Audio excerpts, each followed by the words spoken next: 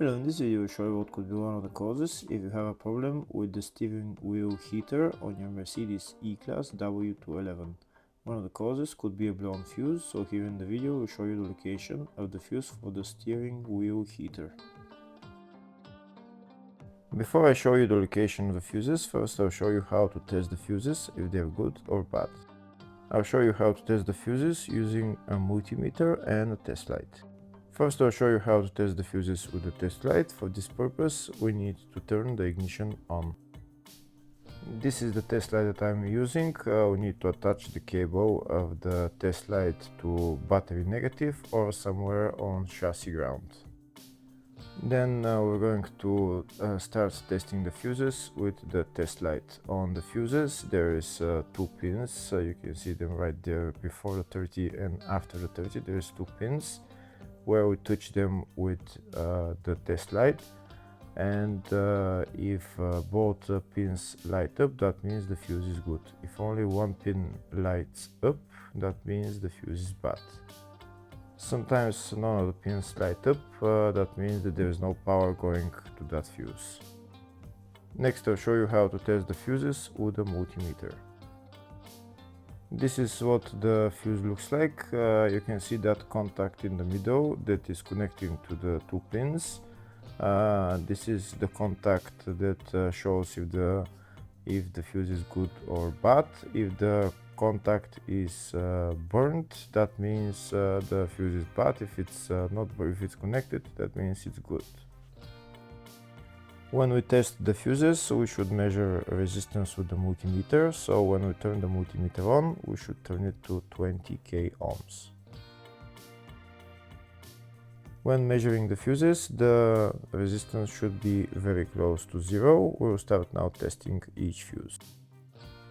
First, we'll touch both cables together of the multimeter just to see if it measures resistance. You can see there is no resistance in the cables, but it measures 0 ohms.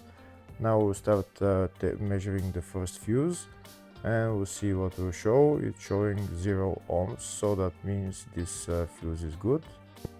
Next, to test the second fuse, it's showing 0 ohms, so that means that fuse is good. Now we'll test the third fuse. Third fuse is also showing 0 ohms, so that means that fuse is also good.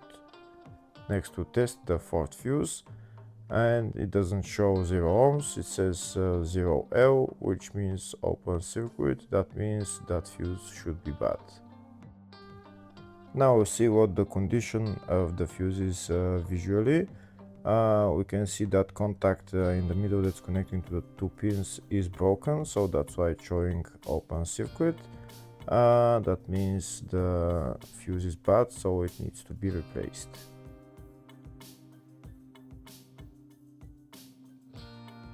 Next, I'll show you the location of all the main fuse boxes on this Mercedes E-Class W211.